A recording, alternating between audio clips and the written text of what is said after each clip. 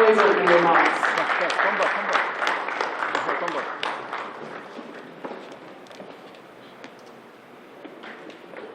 Easy. No cross, okay. Come back to my back. Thanks, one cross.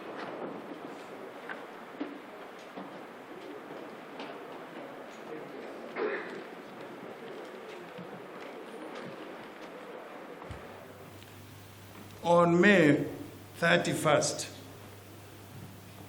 2016, at this very venue, I chaired the public presentation of a book by Chido Onuma with the eye-catching title, "We Are All Biafrans." In the book, Chido used Biafra as a metaphor for the legitimate feelings of marginalization by diverse segments of Nigerians that cut across the country and the growing agitations by many thoughtful Nigerians for a reset, for a less controlling, less suffocating, and less dictatorial center. More than 5 years later, it is obvious that Chido's admonition that we needed to fix Nigeria by heeding those calls in order to avoid a sleepwalking our way towards disaster has not been heeded. Rather, as a result, we seem to be sprinting full speed towards disaster. Yes, the Chibok girls had been kidnapped and held in captivity for 7 years. Yes, conflicts between herders and farmers had been with us before 2016. But who would have thought that our country would become a haven for kidnappers and all manner of bandits, to the extent that their nefarious activities would become a major industry? They have been allowed to operate so openly and brazenly that it would surprise no one if they applied for registration with the Corporate Affairs Commission and listed on the Nigerian exchange. 5 years ago, the Abuja-Kaduna Road was not a virtual no-go area. The Southeast was not a virtual war zone, and Amotekun was not needed to protect lives and property in the Southwest. These are among the clearest evidence that the issues that were the focal point of the book that brought us here more than 5 years ago have become even worse. The calls for restructuring have not been heeded. Constitutional provisions on federal character have been ignored, and even symbolic gestures to make all groups feel that they are part of the Nigerian family have been scorned as though they are a sign of weakness. As a result, the agitations that turn more groups into Biafrans, quote, have become even more strident and in some cases violent. The book for which we are gathered here today, Remaking Nigeria, 60 years, 60 voices, goes a long distance in completing the circle started with "We Are All Biafrans." It is an edited work with contributions from 60 Nigerians from a variety of backgrounds, callings, and ideological viewpoints. I will leave the detailed review to the book reviewer, but permit me to point out that the contributors, while not agreeing on everything, have a number of key things in common. These are their love for Nigeria, their desire that Nigeria remains one united country, and their demonstration that Nigeria in its current form is not working for Nigerians and needs to be fixed urgently so that it can do so. That fixing or restructuring will help in our nation-building project because it will help to foster a sense of nationhood out of our disparate groups, cultures, religions, and regions. It is obvious that a country is not necessarily a nation. Nationhood has to be forged through what we do as a country, and leadership is critical in the process of nation building. Leaders give direction, and the example they set determines the extent to which their followers will trust them. Without trust, there is no leadership. Without leadership, a country drifts and becomes more difficult to forge into a nation. Some contributors to the book have gone as far as to say that development will continue to elude us until we are able to forge that sense of nationhood. That is, until we deepen our nation-building process. This is understandable because of the growing frustrations we all feel at the slow pace of development and reversals in nation building. Let me say, however, that both theoretically and historically, such sequencing is not entirely correct. Development cannot wait for nation building. In fact, neither development nor nation building needs wait for the other. Development can indeed help in nation building. We can walk and talk at the same time, can't we?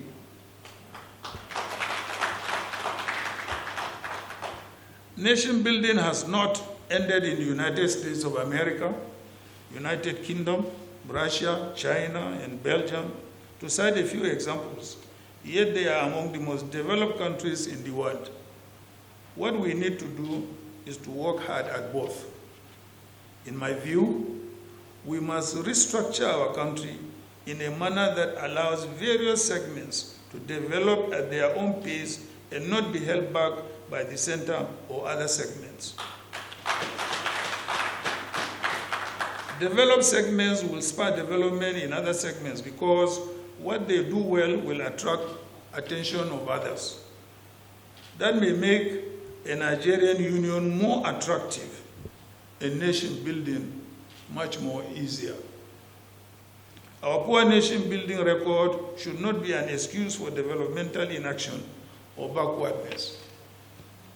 There is nothing in the current state of our nation building that prevents Adamawa, Kano, Lagos, or Rivers states from enumerating the number of existing and prospective primary and secondary school students and properly planning educational development in their respective states for the next 5 years or 10. Classroom blocks to be built, teachers to be hired or trained, textbooks to be acquired, salaries to be paid, university spaces that will be required in the years to come, and so on and so forth. The same goes for roads and bridges, hospitals, and water supply. If they do this well, wouldn't Taraba, Benue, and others copy them? They will. If they do them well, wouldn't Anambra and Kogi states emulate them? They will. Nation building is not just what elites or government officials do. Trade, social and cultural exchanges by ordinary people are critical components of nation building. In fact, you cannot build a nation out of people who do not have meaningful interaction. And to facilitate meaningful interaction among peoples, you need infrastructural development, including roads, bridges, ports, markets, parks, and so on.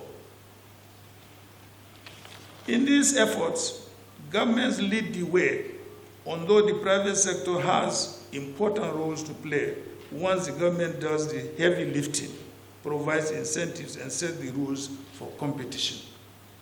Nothing in our imperfect union prevents Imo, Anambra, and Abia states from cooperating on infrastructure provisioning. In fact, I would argue that part of what is holding back our nation building is the lack of what we call development. Would anybody really argue that illiteracy, poverty, lack of opportunities, and hope are not contributing to the insurgencies that are tearing our country apart? What about the divisive rhetoric that have followed those insurgencies and agitations as well as the banditry that are now rampant. Didn't the school leavers and graduates of the 1960s and 70s who had easier access to jobs and other opportunities have more faith in Nigeria than the school leavers and graduates of today who lack those opportunities? If the North as a region and Nigeria as a nation have done enough to check the encroachment of the Sahara Desert and the drying of Lake Chad, would the trajectory of the insurgency in the Northeast and the banditry across the North have been different? Very likely. If our youths are in school or gainfully employed, they would not be available in large numbers for recruitment into extremist or criminal organizations. And as we know, an organization that fails to recruit new members rarely lasts long.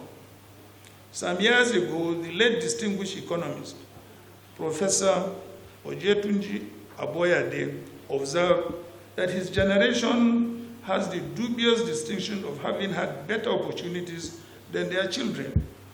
The same is the case with my generation, and it makes me very sad.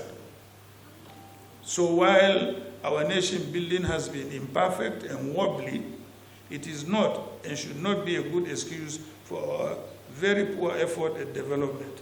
Development inspires pride, hope, patriotism, emulation, and is a great magnet for patriots. When we start developing with what we have, more of our people will want to identify with the country, love the country, and commit their lives to the country. When that happens, especially with fairness and justice, nation building accelerates, however imperfectly. This is why I find it amusing when people declare Nigeria's unity as fixed and non-negotiable, while doing everything in their power to destroy that fragile unity.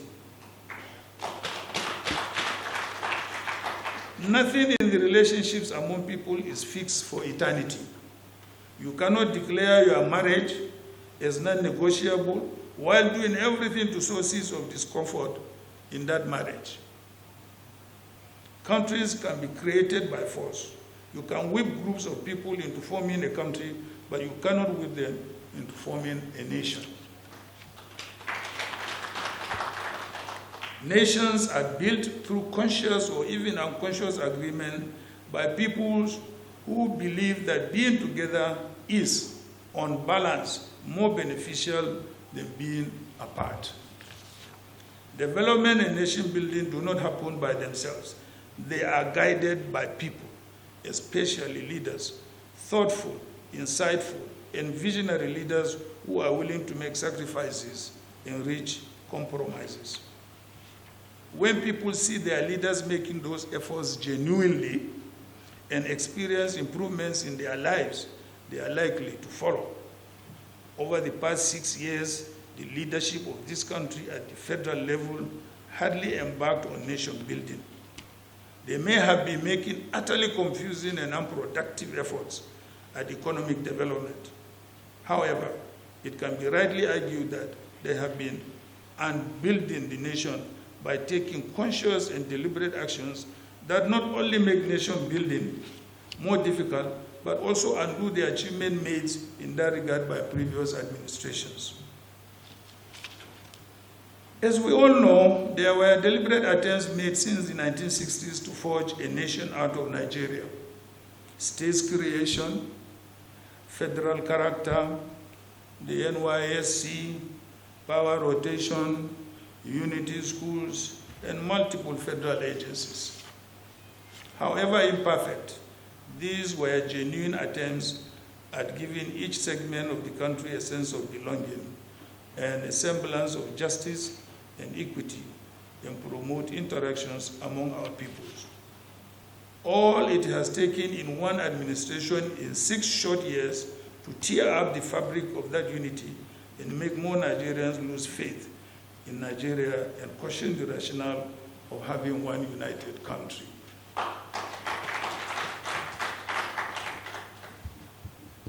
One lesson there for all of us is the need to always be vigilant and be prepared to defend our democracy, for it is through the democratic process that we can more easily promote the unity of our country. I strongly believe that Nigeria can and will remain one strong and united nation with significant strides in economic development to improve the lives of our peoples. However, we must not take it for granted. We must work hard at it and make necessary compromises to accommodate one another. Hard work and compromises are necessary for restructuring the country, especially in terms of the relationship between the center and the constituent states and between the public sector and the private sector. We do not need to reinvent the wheel. There are numerous examples of success from around the world for us to borrow from while adapting them to our local conditions. Once again, Your Excellencies, ladies and gentlemen, it's my pleasure to be part of this event again and wish you successful deliberations. Thank you very much. God bless you.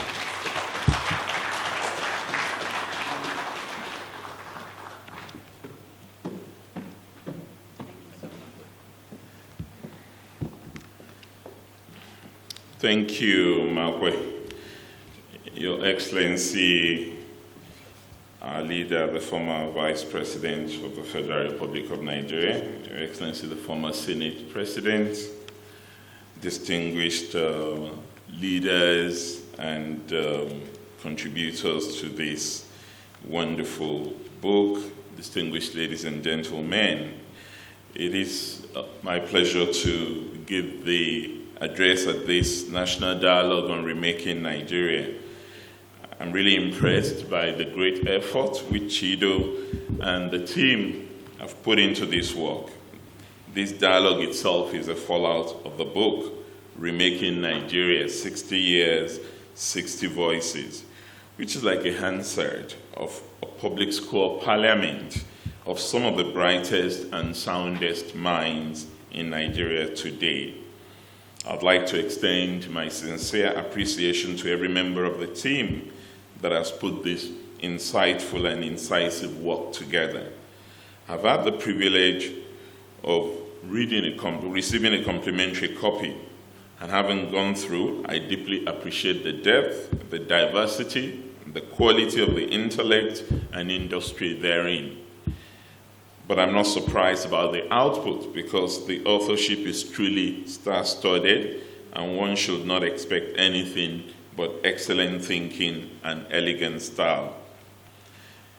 Remaking Nigeria, 60 Years, 60 Voices is historic in that it was published to mark the 60th anniversary of Nigeria's nationhood. It also coincided with a time of international distress as a result of the COVID-19 pandemic, when the whole world was thrown into one of the most trying socioeconomic challenges in history. I'm particularly glad that the theme of today's dialogue is consistent with the title of the book. And I must thank the chairman of today's occasion for having done justice to this work. Really, he has captured the essence of the dialogue and, would I say, provided an escape route for me to even say, well, we don't need a keynote. The chairman has given a keynote address. We should just take a cue and go into the session where the panelists will speak to this.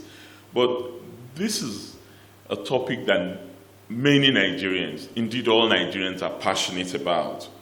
And I sometimes ask the question myself as to how best we should approach the challenge of nation building that ails Nigeria.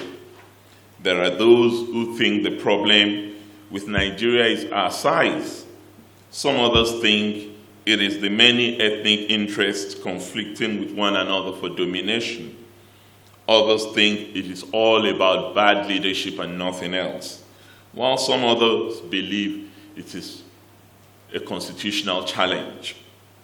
There are those who blame poverty as the issue, while some Pan-Africanists believe that it's colonialism, foreign religions, and intellectual imperialism that are the reasons why we're still lagging behind. The thirst for excuses and culprits to blame for our obvious challenges is an insatiable one. In the midst of this epistemological melee, there have even been more disillusioned solutions to how to end the problem. The loudest of these today are the clamors for secession and unending complaints about marginalization. One therefore tends to assume that the country, the idea of remaking Nigeria itself, stems sometimes from the mindset that sees the country as a falling or collapsing edifice, rather than a country still in the hands of architects and builders. For me, the idea of remaking the nation should not suggest a strategic demolition for us to erect a totally new structure. The question that we must, however, be willing to answer is where the inhabitants of the country as big as Nigeria will take shelter if we must collapse it, because for many, especially if the idea of remaking Nigeria includes unmaking Nigeria. And if the problem with the current structure is less of the competence of the architects and structural engineers, as much as it is with the estate managers and occupants, how will the new erection or the remade structure fare in the hands of the same occupants who are unwilling to change until every other person has changed? For me, whatever defects that currently ails our country can be corrected without having to collapse the old structure. This is very logical if we understand that nation building itself is an endless endeavor, and that no generation is ever satisfied with the work it has done. It is the generation that comes after that can truly appreciate the progress that has been made when they begin to take for granted what was scarcely available for the generation before them. Nation building is an unfinished business. Every generation, Frantz Fanon reminds us, must out of relative obscurity discover its mission, fulfill it, or betray it. It is therefore illusory for us to believe that Nigeria can actually reach perfection from our foundation. To start with, there is no nation today that is wholly satisfied with its present status. Every nation at all times strives to better its best and reach new heights. For us as a people, our focus should be about how we can reinvent our nation, work for the prosperity of our people, and ensure peace and prosperity. Indeed, few people would disagree with the view that there is a significant gap between our potential for greatness as a country and the reality of where we are now. It is therefore a sacred duty for all of us to continue to seek every opportunity to make the dream of a great nation come to pass. It is even more important to know that for as long as man continues to sleep, he will continue to dream. There is no end to dreaming. What then are the imperatives for this remade Nigeria? To speak of building a more perfect union, for me, is to be superfluous. But embedded in that deliberate superfluity is a fundamental notion of eternal work in progress, a perpetual commitment to, and an improvement no matter how satisfying or dissatisfying the present condition is. The second stanza of our national anthem, which we rendered as a prayer this morning, ends with an infinitive that underlines that nation building is an unending search for perfection. To build a nation, it says, where peace and justice shall reign. For the next 1,000 years, no matter the progress we would have made, as long as this country continues to exist, generations after generations will continue to seek to build a nation where peace and justice shall reign. And it is credit to the genius of whoever invented that line that both the mission and the means to achieve the mission is captured in one single phrase. The path to nation building is peace. The path to peace is justice. And the path to justice is equity and inclusion.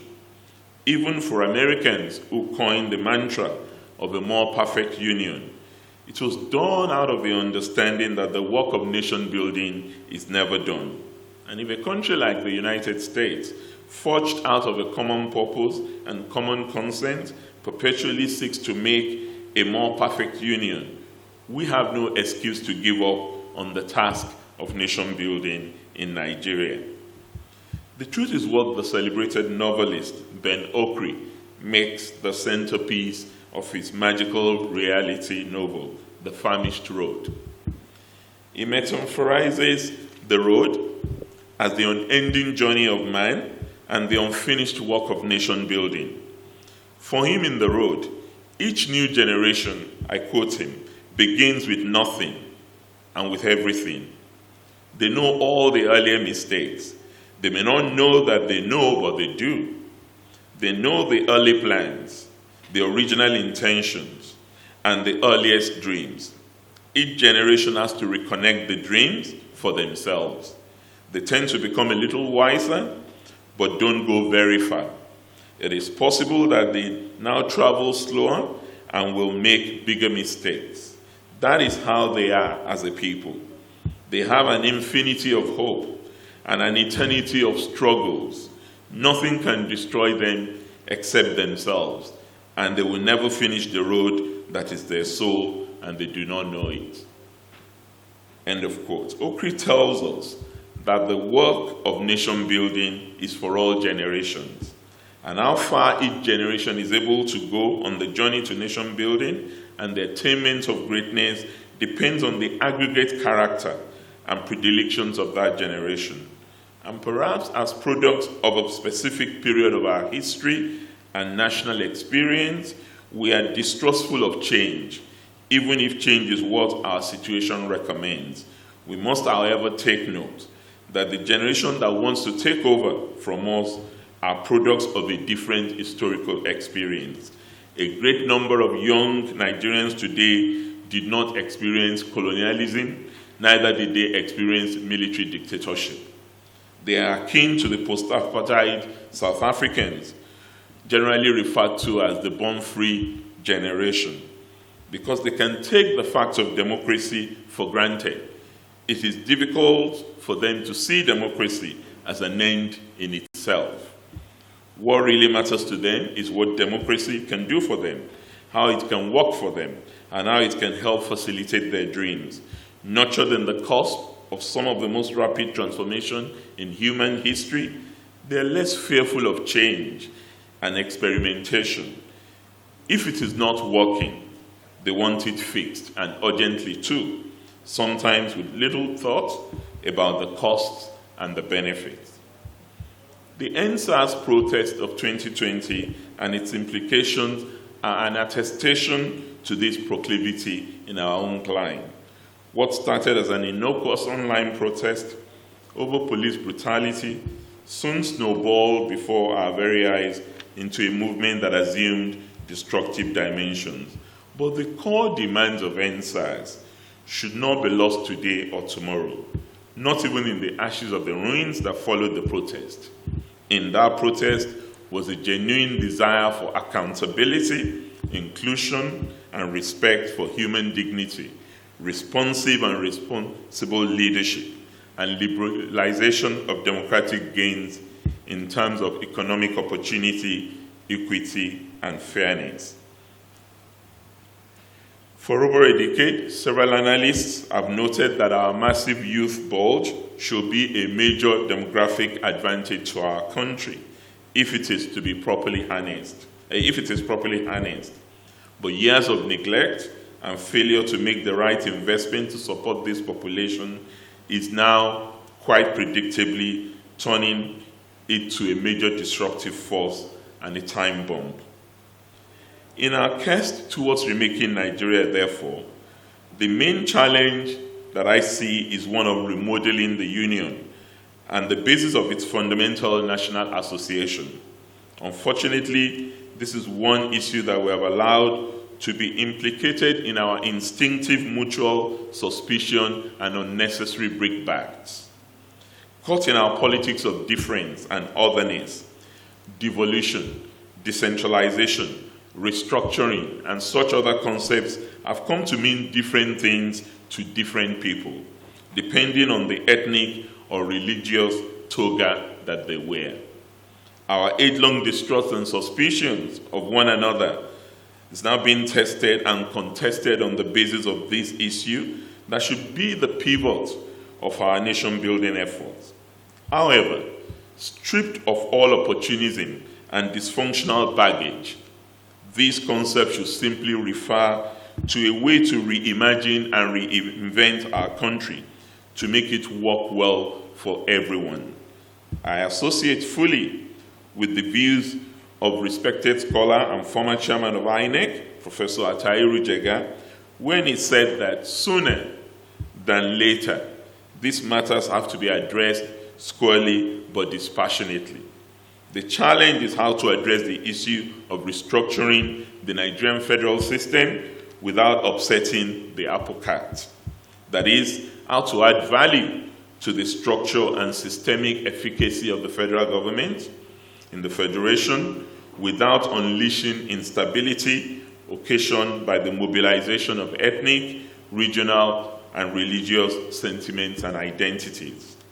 I will argue, therefore, that our idea of restructuring must be motivated only by our generational responsibility to perfect our union and to build a nation where peace and justice shall reign, based on an operative principle that true greatness lies in building a country that works for everyone, regardless of the language they speak or how they understand and worship God. In essence, our desire to build a more perfect union or to remake Nigeria should be anchored on the principle of devolution of powers, that is, reallocation of powers and resources to the country's federating units. The reasons for these are not far-fetched. First, long years of military rule has produced an over-concentration of powers and resources at the center to the detriment of the periphery.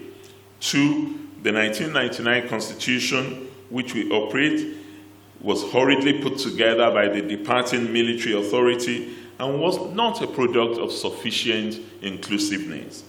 Part of the focus of such an exercise should be what items should remain on the exclusive legislative list and which ones should be transferred to the concurrent list. Other topical issues should include derivation principle, fiscal federalism, revenue allocation, land tenure, local government creation and autonomy. All points considered, the fiscal burden of maintaining a large, inefficient, and overbloated bureaucracy is a metaphor for shooting oneself on the foot. Again, in arriving at a position on what ought to be in the quest for a more perfect union, I wish to further say that my sentiments are more associated with strengthening the subnational units in the reallocation of powers and resources. The assignment of functions that will be consistent with a devolved but strengthened federal system would have a short, exclusive federal list, focusing on national defense and security, the macroeconomy, foreign affairs, customs and excise, joint responsibility in respect of certain functions that are currently assigned exclusively to the federal government, for example, internal security and policing, and primary responsibility for the subnational governments in respect to other functions in the second schedule of the 1999 Constitution, whilst the remaining powers devolve to states. Remaking Nigeria through devolution of powers and reorganization of the federating unit is an idea whose time has come. And to quote Atairo Jagai again, by working hard, rationally, scientifically, to remove all the distortions in our federal system, we would have a better functioning federation with only states as federating units, with conscious commitment to zonal cooperation amongst contiguous states, with local government subsumed under states, with substantial devolution of power, responsibilities, and resources from the federal government to the state, and with mechanisms of ensuring greater equality of opportunity for all and affirmative action for inclusion of the marginalized minorities and groups discriminated against in the country. End of quote. Once we set out as a country on a somewhat progressive footing under the founding fathers, the reversals that we've experienced, mainly from implosions that arose within the polity and the incursion of authoritarian rule alongside its civilian inflections, enthroned the paradigm of government and public governance that coalesced around waste, bureaucratic inefficiency, red tapeism, and certainly corrosive corruption. Thereafter, we witnessed how the state became more and more unitary, and how the contest for the privileges of the center took on an increasingly desperate tenor among the different groups and stakeholders in the country. Whilst corruption and state exclusion thrived, several groups began to feel a sense of alienation, leading to their desertion of a sense of national citizenship and affiliation to the state, which they subsequently considered as being contraption to be exploited for individual gain and a cake that everyone needed to grab a share of. Thus, whatever could be taken out of the center more illegally was considered acceptable and just within the perception of the local interest. From the foregoing, what is evident is that most prominently at the national level, the Nigerian post-colonial state has not behaved in any fundamentally different way from the colonial state. Even though operated by Nigerians, the post-colonial state has been as alien and as predatory as its colonial predecessor. And as late Professor Claude Ake reminded us in the early 90s, this legacy has its roots in the colonial era when political discourse excluded not only democracy, but even the idea of good government. And politics was reduced to the clash of one exclusive claim to power against another. The question, therefore, is, how can the business of state be serious business in a context in which public governance is largely a predatory exercise in which power is captured from citizens and not freely given by citizens, a context in which the consent of the people is not integral to the constitution of legitimacy. But against the backdrop of the post-colonial state in Africa, it is still possible to argue that political leadership remains a major determinant of public good. The African experience, among others, has shown that the quality, the vision, the patriotism, the competence, and Alajesku Abubakar mentioned all this in his presentation. The competence of the political leadership is critical to the transformation of African states and the possibilities of good governance. In our specific experience in Nigeria, we also have instances of how the quality of the leadership has produced good system of public governance, even if few and far between. Yet, important as the power of leadership is, until and unless we recompose the Nigerian state and make it derive our original consent and legitimacy from the people, then we labor in vain, contrary to the pretensions of neoliberal economists. Without a modern state, there cannot be an economy or society. Therefore, before public governance, there must be a modern state in the real sense. A predatory state cannot give birth to proper public governance and a sense of justice and fairness.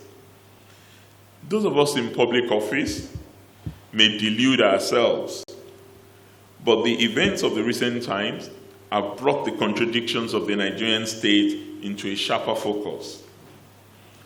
Whether your immediate concern is police brutality and the need for police reform, or you reflect upon the rationale and the challenges of insecurity with the proliferation of banditry and insurgency, there is no way you can escape the conclusion that Nigeria needs to be reimagined and recreated. What the baffling state of insecurity has shown is that collectively, we cannot just leave it to those elected in office, but the citizens must also rise to respond to the challenges of the moment. These are issues that need to be tackled frontally and courageously too. I have no doubt that Nigeria is a viable country and that our place in the community of great nations is well assured. But with all hands on deck, we will make this land a place of pride.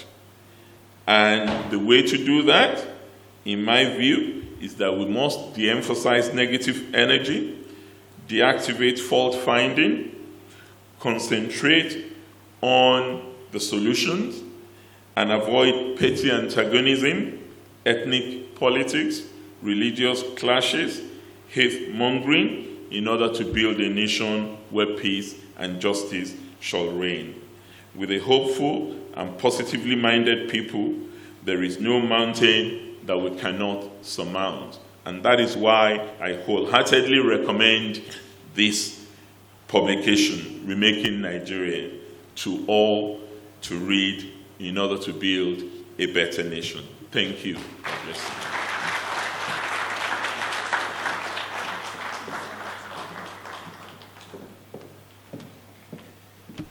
Ladies and gentlemen, please, can we give another round of applause?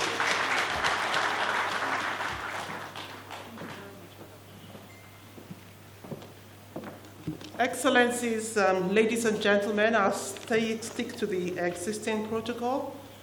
It's a great pleasure for me to be here this morning, and particularly to be part of this book launch about the remaking of Nigeria. The title of the book itself provokes quite a bit of controversy, and I think the speakers before me have laid out the controversy itself. Governor Fayemi, for example, talks about whether it's remaking or unmaking of Nigeria.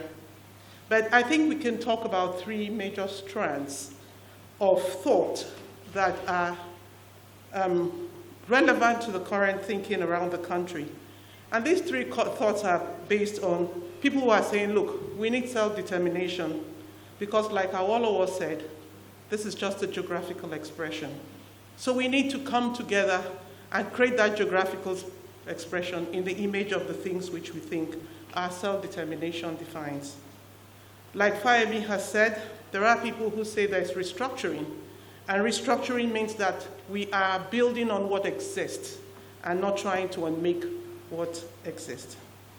However, in saying this, he talks about the untouched greatness, unfinished greatness of our country and how we need to march on through a better or more perfect union towards building something that we all can find ourselves as a part and parcel of.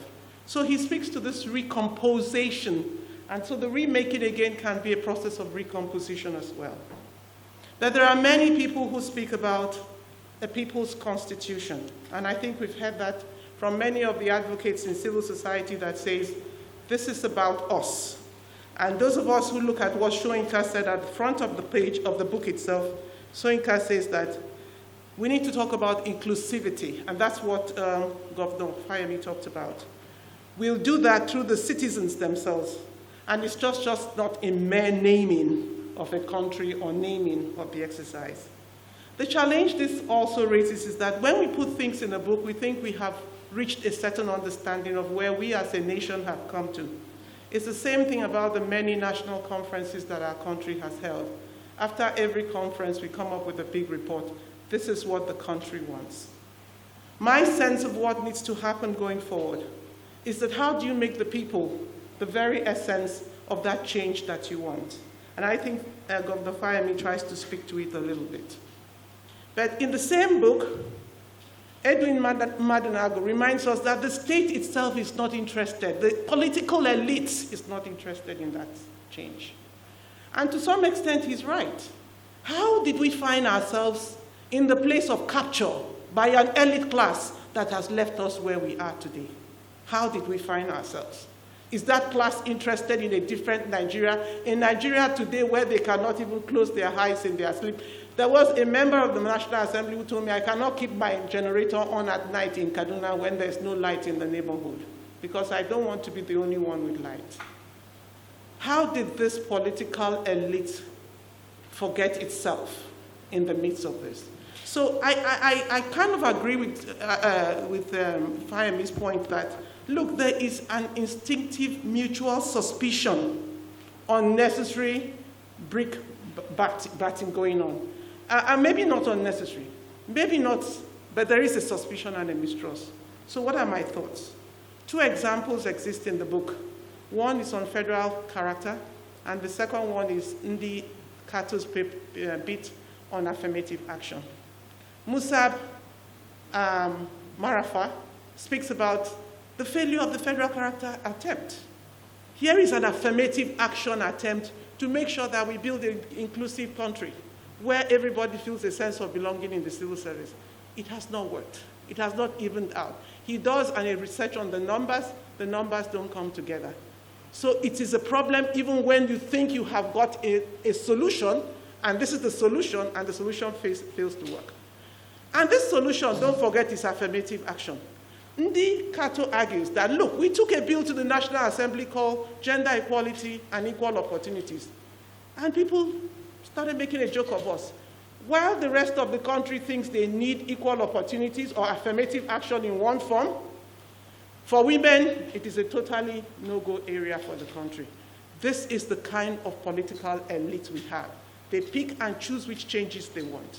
So how do we begin to build a country where me as a woman, I feel a sense of belonging to that country? The ordinary citizen feels a sense of belonging when we only pick and choose. This is the same political elite which you, Governor Fayemi, hopes that they can use the power of their leadership to bring about the transformation you need. I think that's a big problem of how do we do it, the how of it. How do we go beyond just looking at the resolutions and the agreements and the outcomes of conferences that have been reached? And my point is this, and I'm going to end here. We often do not deal with what we call negotiations. Different parts of this country have to be negotiated. Whether we want, Your Excellency, to restructure the country, it's got to be renegotiated. There has to be a process. I do not know. I was at the National Assembly. We've had 4 National Assembly sessions where we've been trying to change the Constitution. That has not happened. So the constitutional process itself is very problematic. Again, it is based on the interest of the elite class and the way we perceive what the interest of that class is and how we continue to keep it as the main dominant form of thinking within our polity. Therefore, negotiations have to happen. What does the Southeast want? How do they negotiate with the Northeast? It may surprise us that they are saying the same thing, but in different ways. It may surprise us. There is a school of thought, and many of them exist across the world. Palestine and Israel have been negotiating forever. We must return to negotiations. Like he says, it's not about throwing threats at each other and being accommodative of one another. We need to begin to say, who are the relevant players? Because there's so many negotiations that have to happen, one of which is the negotiation of we women into the leadership of our country. Thank you very much.